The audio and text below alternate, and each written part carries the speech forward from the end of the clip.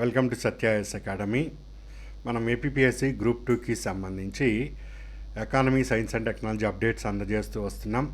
వాటిలో భాగంగా ఏపీ ఎకానమీలో ఉండే ముఖ్యాంశాలను కూడా డిస్కస్ చేస్తున్నాం. సో ఈరోజు మన క్లాస్లో first one, AP Andhra Pradesh green hydrogen and green ammonia policy 2023.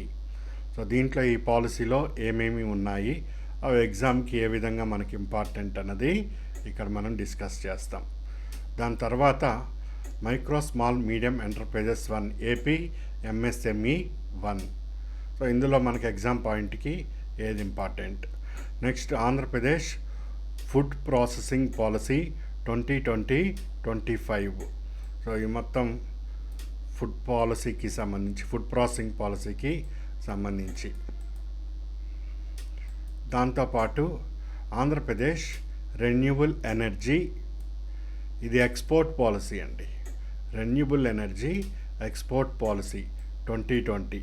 ఈ పాలసీ 2025 వరకు వ్యాలిడిటీ ఉంటుంది, 5 years వరకు ఇది ఆపరేటివ్ పీరియడ్ ఇది. సో ఇందులో ఎగ్జామ్ పాయింట్ ఆఫ్ వ్యూకి ఏం ముఖ్యమైనయో పరిశీలన చేస్తాం. సో ఇది మీ సిలబస్. సో దానికి అనుగుణంగా ఇప్పుడు చూద్దాం.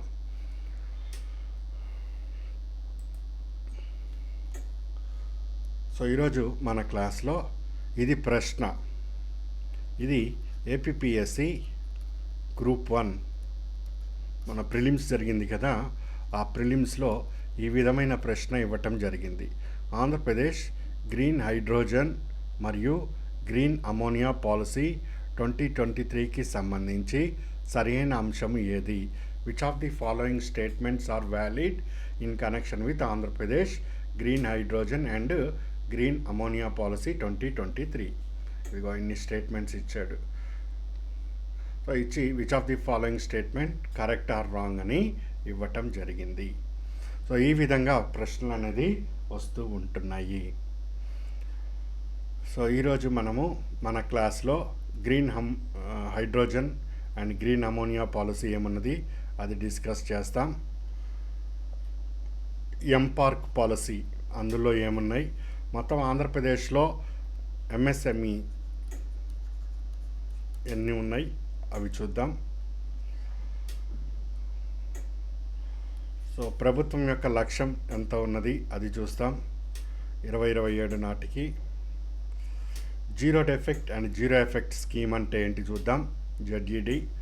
నెక్స్ట్ ఇప్పుడు నేను మీకు చూపించా ఏపీ ఎంఎస్ఎంఈ 1 వెబ్సైట్ అని. సో ఇది 15th February 2024 నాడు ఏపీ ఇండస్ట్రియల్ మినిస్టర్ లాంచ్ చేయటం జరిగింది. సో ఇది ఎగ్జామ్ పాయింట్ ఆఫ్ వ్యూలో ఇంపార్టెంట్ అన్నది ఉంటుంది దీనికి సంబంధించి. సో దీన్ని ఏ విధంగా మనం హ్యాండిల్ చేస్తామన్నది చూస్తాం. సో దీనికి సంబంధించి ఇక్కడ నేను కొన్ని పాయింట్స్ని తీసాను. సో ఈ పాయింట్స్లో ఎగ్జామ్కి ఏమేమి ఇంపార్టెంట్ అవన్నీ కూడా ఇప్పుడు స్టెప్ బై స్టెప్ పరిశీలన చేస్తాం మనం. Next food processing policy 2020 and 25. So దీంట్లో ఏమేమి స్టడీ చేయాలి, సో ఇక్కడ ఎగ్జామ్ పాయింట్కి ఏం తీసుకోవాలి అన్నది సింపుల్గా నేను మీకు ఎక్స్ప్లెయిన్ చేయటం జరుగుతూ వస్తుంది. So AP renewable energy export policy, so ఇది 2025 వరకు కూడా వ్యాలిడిటీ అనేది దీనికి ఉన్నది. సో ఇందులో ముఖ్యమైనది ఏది అన్నది పరిశీలన చేద్దాం.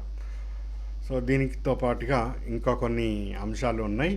సో ఎనర్జీ ఈకోసిస్టమ్ ఆంధ్రప్రదేశ్ సంబంధించి ఇవి కావాలంటే మీరు అడిషనల్ పాయింట్స్ తీసుకోవచ్చు.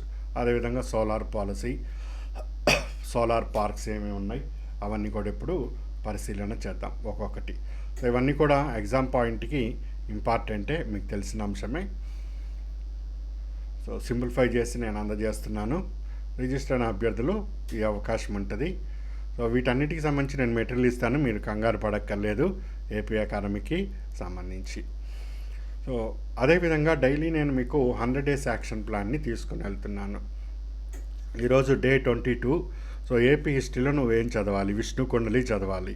అందులో దేవర్మ, మాధవర్మ 2, ఇతని త్రికూట మలయాధిపతి, విక్రమేంద్ర 1, ఇంద్రభట్టారక 1, గోదావరి శాసనం, ఈపూరు శాసనం, ఈ విధంగా ఏపీ హిస్టరీకి సంబంధించి నేను ఏదైతే కంటెంట్ ఇచ్చానో అది నువ్వు కంప్లీట్ చేసుకుంటావు.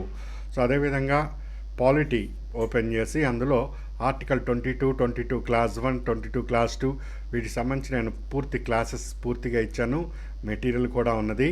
సో పాలిటీ ఆర్టికల్ 22 చాలా ఇంపార్టెంటు. దీనికి సంబంధించి డిటెన్షన్ యాక్ట్స్ 11 ఉన్నాయి. సో వాటిని కూడా చదవాలి అభ్యర్థులు. దానికి సంబంధించి సుప్రీంకోర్టు కేసులు ఏమన్నా అవి కూడా కవర్ చేయండి.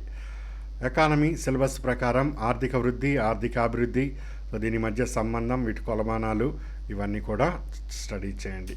నెక్స్ట్ ఎనర్జీ డిమాండ్, ఇది మీకు సిలబస్లో యూనిట్ 2 కొత్తగా ఇక్కడ ఇచ్చాడు.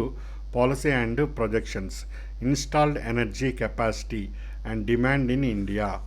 So national energy policy, national policy on biofuels, Bharat stage norms. So ఈ విధంగా ఇవ్వటం జరిగింది. సో వీటన్నిటికీ సంబంధించి నేను క్లాసెస్ ఇచ్చాను.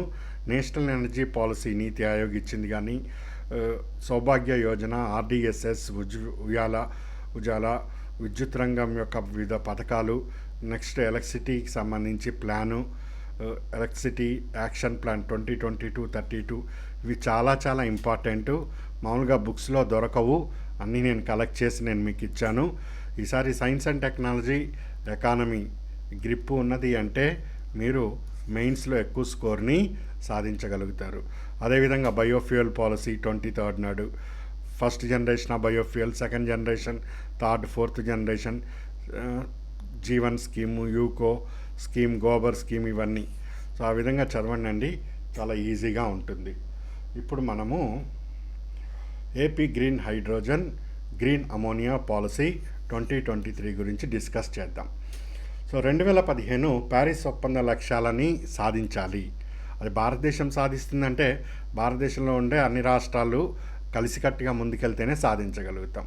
సో ఆ కోణంలో ఆంధ్రప్రదేశ్ ప్రభుత్వం ఏం చేస్తున్నది అంటే ప్యారిస్ ఒప్పంద లక్ష్యాలను సాధన చేయటం, దానితో పాటుగా COP26 2021 UNFCCCలో నెట్ జీరో ఎమిషన్స్ బై 2050 మరియు పంచామృత్ దీనిని డీల్ చేయడానికి, భారతదేశం నెట్ జీరో బై 2070 వీటిని లక్ష్యాన్ని మనం సాధించడానికి ఆంధ్రప్రదేశ్ ప్రభుత్వం తన వంతు కృషి చేయటం జరిగింది.